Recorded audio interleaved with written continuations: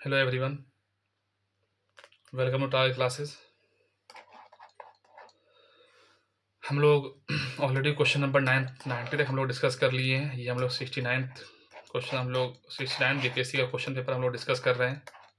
आज जैसा कि आपको पता है कि आज बीपीएससी का आंसर की भी आ गया है 70वीं का। अब आप देख सकते हैं जो 13 दिसंबर वाला पेपर वाला और जो 4 जनवरी, इन दोनों का आंसर किया आ गया। मैं इसको अपलोड कर चुका हूँ। आप इसको आंसर किया, आप वहाँ पर देख सकते हैं। कुछ कुछ क्वेश्चन उसमें था, आप इसको भी चैलेंज भी कर सकते थे। ठीक है, चलिए जी बढ़ते हैं आगे। क्वेश्चन 91 क्या था? Rich प्लेसर deposit of the gold. ये हमने क्वेश्चन सेट कर लिया था हम लोगों ने, शायद 95 के साथ हम लोगों ने कर लिया था, मुझे जहाँ तक ध्यान है 95 तक। यस, ठीक है, 95 तक हम लोग क्वेश्चन कर चुके हैं। आगे बढ़ते हैं। हाउ मेनी लैटिट्यूड्स, इस क्वेश्चन नंबर 96। ठीक है, how many latitudes are there on the globe drawn at 1 degree interval. इसका आंसर आपको 179 है। इसका आंसर क्या है? C4 cat. ठीक है, बहुत कंफ्यूजिंग क्वेश्चन था ये एग्जामिनेशन हॉल में।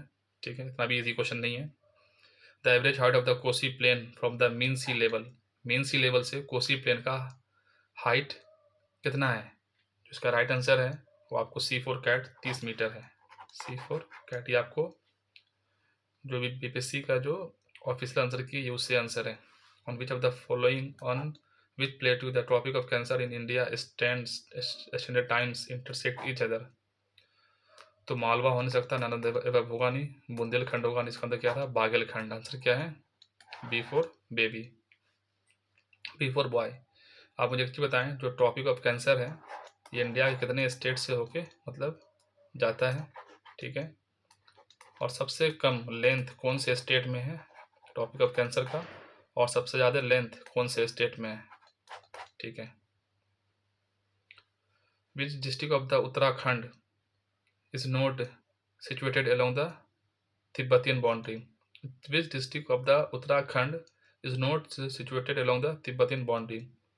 बताया गया उत्तराखंड। ठीक है, और आपको एक चीज़, अगर इसमें इसका आंसर आपको बता रहा हूँ, इसका आंसर है C। वो तो ठीक है, लेकिन अगर आपने मोहम्मद शमी को अगर आप जानते हैं तो वो अल्मोड़ा से है, और अल्मोड़ा यूपी में है। ठीक है, तो उसने पूछा कि कौन सा उत्तराखंड का नहीं। अगर आपको ये भी पता होता ना, अगर आप क्रिकेट को फॉलो करते हैं, तो वो अल्मोड़ा से हैं। ठीक है, बहुत ज़्यादा उससे मैं न्यूज़ में भी था, अल्मोड़ा डिस्ट्रिक्ट यूपी का, निकाल सकते थे, लेकिन ठीक है। और जिसको नहीं पता है तो फिर बेटर टू लीव। आगे बढ़ते हैं। Where does El Nino current follow. तो इसी क्वेश्चन था, पैसिफिक क्वेश्चन। ठीक है, अब देखिए ये पॉलिटी का क्वेश्चन है, ये आपको कॉलेजियम सिस्टम से क्वेश्चन था। The supreme court collegium is a 5 member body which is headed by the incumbent chief justice of India and comprises 4 other senior most judges of the at that times। चलिए ये बात सही है। The parliament by law has evolve the collegium system. Parliament by law, अच्छा जी। तो फिर first जजेस case कहाँ गया, सेकंड जजेस केस कहाँ गया भाई, बताओ मुझे आप। द जज of the supreme Court and High Court are appointed only through the collegium system. ये बात बिल्कुल सही है, कॉलेजियम सिस्टम के द्वारा ही अपॉइंट किया जाता है। द कॉलेजियम सिस्टम, आप देखिए 1 और 3 सही है, तो 1 भी सही है और 3 भी सही है, ऑटोमेटिक इसका आंसर D है। फिर भी देखिए आगे बढ़ते हैं। जब collegium system was introduce in the 1993, बात सही है। Justice PN Bhagwati in the landmark first जजेस केस। यार मुझे एक चीज़ बताओ, 1993 में जो है आपको सेकंड जजेस केस है, और फर्स्ट जजेस केस का अगर आप टेन्योर देखेंगे तो 1982 है ये। तो अब इस दोनों से कंट्राडिक्टरी है, और बाकी ये अगर नहीं भी पता है तो भी आंसर आपको मिल जा रहा था। ठीक है, बढ़ते हैं आगे। Which of the following statement regarding the 42nd Constitutional Amendment Act Constitution of India is correct। ये क्वेश्चन 70 में भी ये क्वेश्चन पूछा डायरेक्ट, मतलब 70 का तो मतलब क्वेश्चन का लेवल मतलब बहुत डाउन था, लेकिन हाँ, it added 3 word preamble socialist secular and integrated. इसका ट्रिक क्या है? IS का स्क्वायर, इंटीग्रिटी, सोशलिस्ट और secular. It added 8 fundamental duties in the constitution. 8 क्या था भाई? नहीं भाई, 10 क्या था। इसको देखिए, अब आपको अगर कुछ भी हवा नहीं है, it added new directive principle 39A 43A और 47। मान लीजिए आपको नहीं भी पता है ना, अगर कुछ भी अगर अमेंडमेंट के द्वारा अगर ऐड होगा, तो मान लीजिए 47A होना चाहिए, कुछ इस तरीके का। तो ये डायरेक्ट ये गलत है, ये भी गलत है। इसने पूछा कि इनकरेक्ट कौन सा है। इनकरेक्ट भाई किसमें था? एक तो ये सही है, पहला सही है, दूसरा तीसरा इनकरेक्ट है। इसका आंसर क्या था? सी है। लेकिन फिर हम आगे बढ़ के देखते हैं, क्योंकि अब हम क्वेश्चन स्टेट मतलब कि अब बाहर है भाई ना, तो हमें हर एक पॉइंट का हमें जानकारी होना चाहिए। ठीक है। It granted power to the president in the constitution with election commission to disqualify member of the state legislature। ये बात भी सही है। ठीक है। It granted power to the president in consultation with the election commission to disqualify member of the state legislature। ये बात भी सही है। आगे बढ़ते हैं।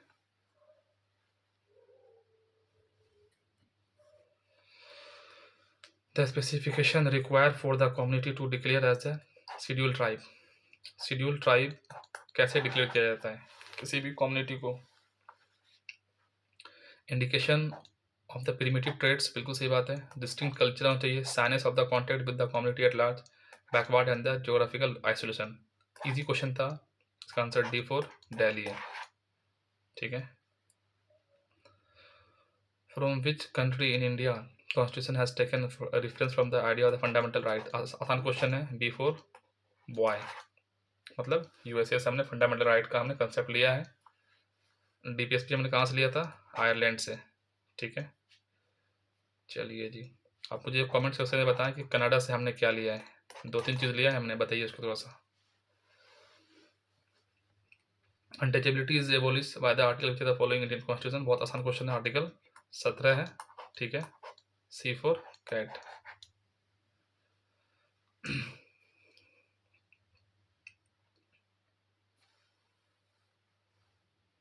ठीक है। बाकी आर्टिकल, अच्छा जी, इसमें बहुत सारा ऑप्शन भी है। चलिए बताओ। नहीं, ये क्वेश्चन ज़्यादा बेहतर था ये। ठीक है, ये हो गया अनटचेबिलिटी वाला हो गया। आर्टिकल 14 बताइए क्या है कॉन्स्टिट्यूशन में? आर्टिकल 15 क्या है? आर्टिकल 22 क्या है? ठीक है। The authority to determine the number of जजेस in a high court rest with the following entities. बहुत ज़्यादा इंपॉर्टेंट क्वेश्चन है। The authority to determine the number of जजेस इन हाई कोर्ट। अगर यहाँ पर सुप्रीम कोर्ट होता, ये क्वेश्चन तब पार्लियामेंट होता आंसर में। इसमें यहाँ पर ये हाई कोर्ट है, इसका आंसर क्या हो जाएगा? प्रेसिडेंट। A for Apple. बहुत ही मतलब फ्रेमिंग क्वेश्चन, इस क्वेश्चन काफ़ी अच्छा था। तो आप देख रहे हैं 69 का क्वेश्चन का लेवल क्या था। जो बच्चा इस लेवल का तैयारी करके गया होगा ना, उसका 70 का क्वेश्चन, जो 70 का पेपर उसका बेकार ही गया होगा। उसके पीछे लॉजिक ये है, क्योंकि बच्चा लोग ज़्यादा मतलब फोकस किया होगा कंसेप्ट पे, है ना। जब आप कंसेप्ट पे फोकस करते हैं तो फिर फैक्ट ठीक है थोड़ा सा मतलब पता होना चाहिए, लेकिन अगर आप 70 देखेंगे तो सिर्फ फैक्ट है, कंसेप्ट है ही नहीं उसमें। ठीक है। आता है तो आता है, नहीं आता तो नहीं आता है। बढ़ते हैं आगे। The fifth schedule deal with the governance and protection of the interest of the which of the following people. तो क्या है? शेड्यूल ट्राइब है। ठीक है। फिफ्थ शेड्यूल तो शेड्यूल ट्राइब से हो गया। ठीक है। आप मुझे बताइए कि सिक्स शेड्यूल जो है ये किससे रिलेटेड है, और सिक्स शेड्यूल में कितने स्टेट आते हैं? इसमें 4 स्टेट आते हैं। इसमें इसका ट्रिक क्या था? एटीएम में मनी नहीं है। तो अरुणाचल प्रदेश, त्रिपुरा, मिजोरम, मणिपुर नहीं है तो क्या हो गया? मेघालय। ठीक है।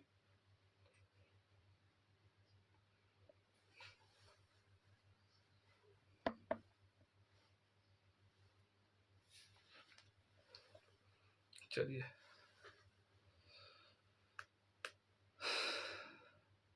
ये हो गया। In which case did the supreme court of India give the first time the doctrine of basic structure? बहुत इजी क्वेश्चन था। किस द भारतीय केस 1973। ठीक है। आसान क्वेश्चन था ये। चलिए,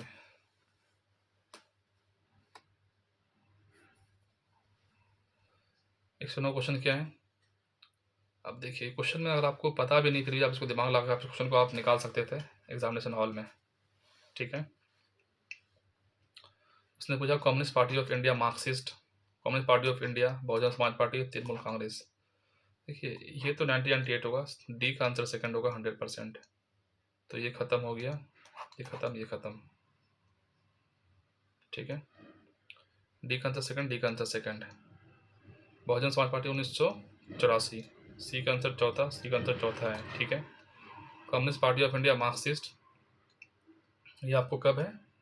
1964 है। कम्युनिस्ट पार्टी ऑफ इंडिया ये आपको 1925 में है। इसका आंसर क्या है? A for Apple. Under which of the following article the speaker can allow the any member of house to speak in his or her mother tongue? इसका answer क्या था? 120 का 120, आर्टिकल 120 क्लाउज ए है। इस बार क्या पूछा? एंटी डिफेक्शन लॉ किसमें है? तो आर्टिकल 101 का 1A में पूछा था ये। सॉरी, एंटी डिफेक्शन लॉ नहीं था, मतलब इसमें शायद क्या क्वेश्चन क्या था 101 वाले में? इसको मतलब वो पावर देता है ना? क्या क्वेश्चन शायद डिस्क्वालिफिकेशन था, हाँ डिस्क्वालिफिकेशन था, तो उसमें किस तरीके से 101 कुछ इस तरह का था, एक आर्टिकल था। मतलब मैं ये बताना चाह रहा हूँ कि बहुत मतलब कि डीपली जाकर मतलब बारीकी पूछा जा रहा है आपका, आप सिर्फ ऊपर ऊपर आर्टिकल नहीं पूछ रहा जा रहा है, ठीक है। देखिए, the forex exchange reserve of RBI include which are the following. ये यूपीएससी का PYQ है मेरे दोस्त, ठीक है। ये यूपीएससी का PYQ है। फॉरेन करेंसी एसेट, सही बात है। गोल्ड भी है, स्पेशल टैग राइट भी है, रिजर्व ट्रांसपोजिशन भी है। इसका आंसर क्या हो जाएगा? D4 Delhi. Foreign currency asset भी है, गोल्ड भी होता है, स्पेशल टैग राइट भी होता है और रिजर्व ट्रांसपोजिशन भी होता है, ये सब कुछ है। रूल्स ऑफ ओरिजिन में क्या आता है भाई? Rules of origin are the criteria needed to determine the national source of a product, सही बात है। Rules of origin help in the customer agencies to know the what regulation and fees applied to a given product, ये बात भी सही है। These are used for the purpose of the trade statistics, ये बात भी सही है। Their importance is derived from the fact that the duties are restricted in several cases depend upon the sources of import, सब इसका क्या देगा? D4 Delhi, ठीक है। बोला कि इन्फेंट मोर्टेलिटी रेट क्या होता है? क्वेश्चन 2024 में यूपीएससी भी पूछा। It is the probability of the dying between the birth and exactly 1 year of age expressed per 1 lakh birth. अब देखिए, इन्फेंट मोर्टेलिटी रेट भाई, तो ये 1000 पे होता है, ना कि 1 लाख पर, ठीक है। The infant mortality rate in India 1950 में 189.6 था, ये बात सही है।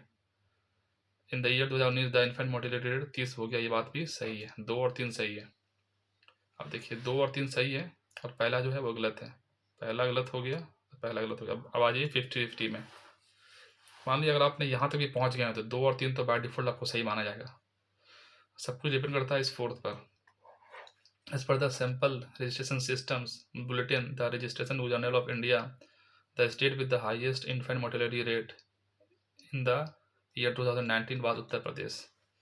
एग्जामिनेशन हॉल में उतने प्रेशर में आपका दिमाग काम करेगा इस चीज़ को लेकर के। मोस्ट ऑफ द पीपल सोचते थे ये बात, ये स्टेटमेंट सही है। ये आपको यूपी नहीं, आपको मध्य प्रदेश था उसका आंसर। इसका आंसर क्या आपको? C4 cat.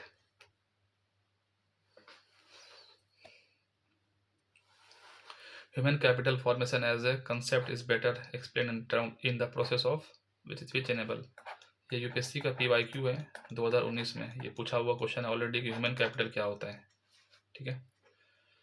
Individual of a country to accumulate more capital, increase the knowledge, increase the skill level, increase the knowledge, इसमें पूरा एक्यूमुलेशन है, skill level and capacities of the people of the country.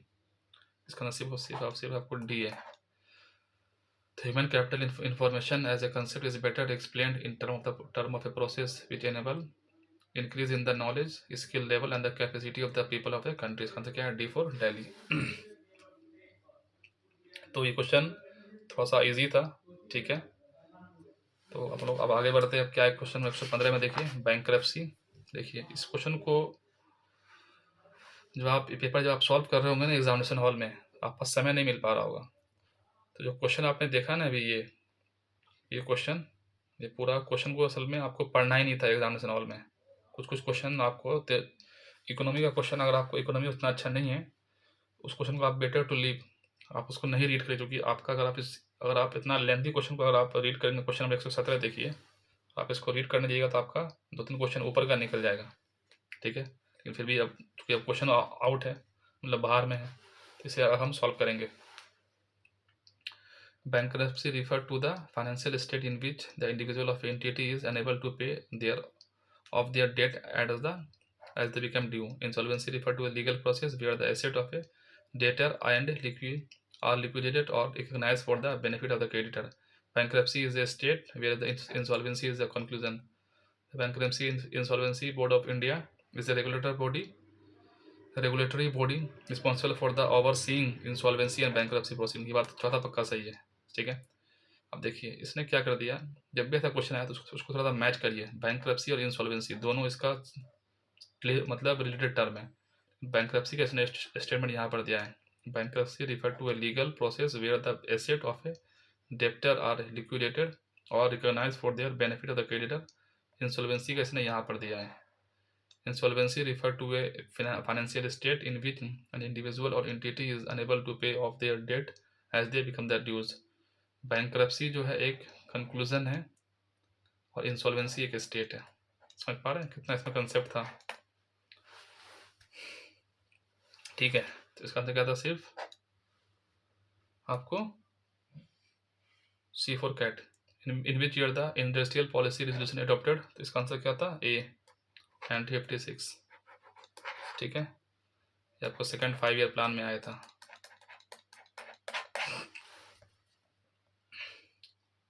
ठीक है। अब देखिए ये PLI scheme से related था ये, ठीक है। बहुत लंबा चौड़ा यार, इसको पढ़ने का मन नहीं कर रहा, हाँ फिर भी कोई बात नहीं, पढ़ते हैं। The scheme offer a production-linked incentive to boost domestic manufacturing and attract large investment in the mobile phone manufacturing and the specified electronic components. Okay. The scheme has the 2 categories of applications, namely global companies and the domestic companies. अब देखिए ये global और global को क्यों देगा भाई, second तो मुझे लग रहा है कि ऑटोमेटिक मतलब रॉन्ग है वो। The scheme shall extend on the average incentive to the around 8% net incremental sales over the base years. Good manufacturing in India and covered under the target segments to the eligible companies for a period of 6 years. The PLI sector under the PLI include the laptop, tablets, all in one PC serve and the ultra small form factor। इसका पास सही है। इसका answer आपको क्या था, D for Delhi। 2 और 4 wrong है। अब देखिए क्या बोला इसने, स्वामित्व स्कीम। स्वामित्व स्कीम किसके अंदर भाई, it is the central sector under the ministry of mines. नहीं भाई, मिनिस्ट्री ऑफ पंचायती राज में है। किसमें आता है आपको, स्वामित्व स्कीम पंचायती राज में आता है, ठीक है। तो पहला गलत हो गया, तो एक ए खत्म हो गया और सी खत्म हो गया। This scheme seeks to create geo positioning infrastructure like the course network to benchmark the location and provide the 5 centimeter level accuracy, ठीक है। course means cross origin resource sharings। Fourth क्या, the scheme is reformative step toward the establishment of the clear ownership of property in rural inhabitants area by the mapping of land parcel using the drone technology, ठीक है। तो इसका answer आपको B है, 1 और 3 मतलब incorrect है। जो कोर्स का मीनिंग होता है continuous operating reference system. Course है इसका जो फुल फॉर्म है वो है कंटिन्यूअस ऑपरेटिंग, ये दोबारा पूछा जा सकता है, ऑपरेटिंग रेफरेंस सिस्टम, ठीक है। तो बाकी ये जो स्वामित्व स्कीम है आपको पंचायती राज में पढ़ते हैं आगे। चलिए आज के लिए हम लोग इतना ही रखते हैं, बाकी हम लोग नेक्स्ट वीडियो में करेंगे, ठीक है। काफ़ी रात हो चुका है। चलिए दोस्तों आज के लिए इतना ही रखते हैं, बाकी मिलते हैं नेक्स्ट वीडियो में। अगर आपको मेरा वीडियो पसंद हुआ तो आपसे लाइक शेयर सब्सक्राइब करिए। बाकी आप बता सकते हैं कि मैं इसमें क्या इम्प्रूव कर सकता हूँ, there is always a chance of improvement. और आपको किसी भी नई टॉपिक पर आपको वीडियो बनाना तो आप कमेंट सेक्शन में पुट करें, I will try my best कि उसमें उस टॉपिक पर मैं वीडियो बनाऊँ। सो दोस्तों आज के लिए इतना ही, take care and bye bye.